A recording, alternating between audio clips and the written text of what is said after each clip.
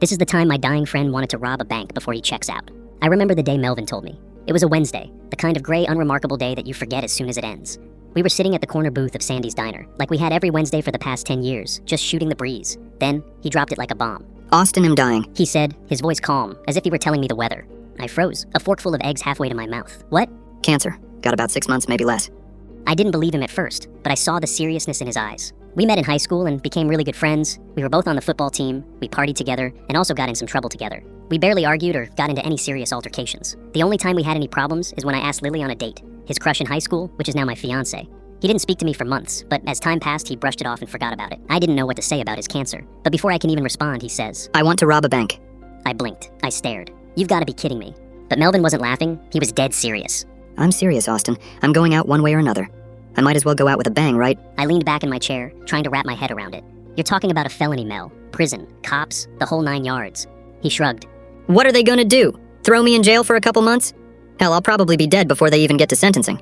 Plus, who says I'm going to get caught? I wanted to argue. I wanted to tell him how crazy it was. But the look in his eyes, there was something there. A fire, a defiance I hadn't seen in years. Melvin wasn't asking for permission. He was telling me what was going to happen. I've planned everything out already. It's a legit plan. I just need your help, Austin. This is the last time I will ever ask you for anything. Literally. Deep down, I didn't want no parts. But if Melvin was really dying, I would feel worse if I didn't help. Come on, Mel. Can you think of anything else other than committing a serious crime? I mean, we can go skydiving or something, I said, trying to convince him to change his mind. But he just sat there, staring at me without saying a word. His mind was set. He was going to do this with or without me. Melvin was smart and sharp, always had been. He'd spent years in accounting before the diagnosis, so numbers and logistics came easy to him. I caved in and agreed to do it with him. Never thought that robbing a bank would be on my to-do list. But I guess it is now. So, what's the plan? I asked one night as we sat in his garage, staring at the blueprint of the bank. Guns blazing? Ski masks? Nah. Melvin said, tapping a spot on the map. We're going low-key, in and out. We don't need to be heroes, just fast. He mapped out everything. The layout of the bank, the cameras, the security schedules, and even the timing for the armored trucks. It was all meticulous, down to the second. The more he showed me his plan, the more I felt confident that we might just pull off the job. Even though it sounded good on paper, the closer we got to the day, the more I started to doubt everything. I'd wake up in the middle of the night, my mind racing. What if something went wrong? What if the cops showed up too soon? What if I lost Melvin even earlier than the cancer was going to take him? But every time I saw him, there was this strange peace about him. He wasn't afraid. In fact, it was like he was living more in those weeks of planning than he had in the past few years. The day finally came. We pulled up to the bank in a beat-up sedan we'd picked up from a used car lot.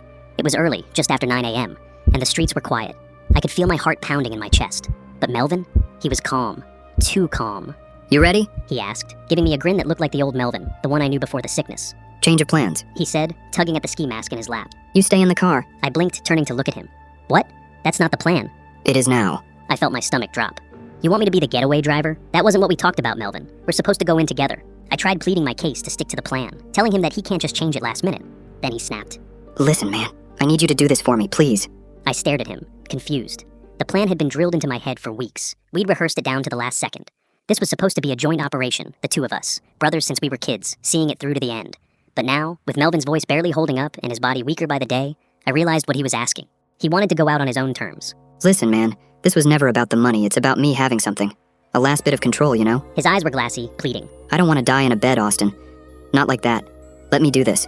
You just stay here, keep the engine running, and wait for me. I swallowed hard, my throat dry. Every instinct in me screamed to protest, to pull him back and tell him this was suicide. But I couldn't. Not after everything. Not after watching the cancer tear him apart from the inside. All right, I finally said, my voice barely above a whisper. But you come back, Mel. You come back and we get out of here. He grinned at me, the old crooked smile I'd known for years. Deal. Melvin pulled the mask over his face, grabbed the duffel bag from the back seat, and without another word, stepped out of the car. I watched him through the windshield as he walked toward the bank, his steps slow but determined. I checked the rearview mirror, my heart pounding in my chest. 5 minutes, I told myself. 5 minutes and he'd be back. Time dragged on as I waited, my hands glued to the steering wheel, knuckles white, eyes flicking between the clock and the bank's entrance. 2 minutes, 4 minutes, 5. The door to the bank burst open, and I saw Melvin running toward the car, duffel bag swinging at his side. My heart leapt, relief flooding through me. Melvin stumbled as he reached the car, slamming the passenger door open and collapsing into the seat. Go, go, go! Jesus, Melvin! I slammed the car into gear, tires screeching as we tore down the street. What happened? Just focus on the damn road, He said while gripping the duffel bag tight. I'm driving way above the speed limit, passing cars, running red lights like a madman. The minutes felt like hours. Surprisingly, no cops in sight. We eventually made it back to his house and parked the car in the garage. We split from each other immediately. We didn't want anybody to see us together. We actually did it, and got away smoother than I thought. We got away clean. Weeks passed, and it seemed like we had pulled off the perfect crime. I hadn't heard from Melvin since that day, but I figured he was laying low, waiting out his final days in peace. Then, one morning, there was a knock at my door. Austin, open up the door with your hands up. My heart sank. The kind of sinking you feel in your gut when you know your whole world is about to come crashing down. I opened the door, and there they were. 2 officers, their faces unreadable. You're under arrest for the armed robbery of 6th Street Bank. What? No way, there's a mistake, I stammered, but it was pointless. The cuffs were on my wrists before I even had time to process it. At the station, they laid it all out in front of me. Melvin's statement, the confession, the details of the robbery only the 2 of us knew. And then came the kicker. Melvin had told them everything. Everything. Why would he do this? I muttered, staring at the confession. The investigator in front of me had a satisfied look on his face and said, If you want me to be completely honest, I don't think we were going to catch you guys, but your so-called friend made it easy for us. He continued by saying, What kind of friend rats you out? Logically, just know bad guys never win. Good luck to you, and have a good time in prison. Those words cut deep, deeper than a stab wound. I went to trial and got convicted, and was sentenced to 9 years in prison. Months went by, and I hated my life, stuck in a cold cell with shit food. Now, sitting in my cramped cell, it was letter week. Inmates got correspondence from the outside, from whoever cared enough to write. I wasn't expecting anything. Lily left me, so she definitely wasn't going to send a letter. But here I was, staring at an envelope addressed to me, from Melvin. I opened it slowly, my heart pounding, not sure if I wanted to know what was inside.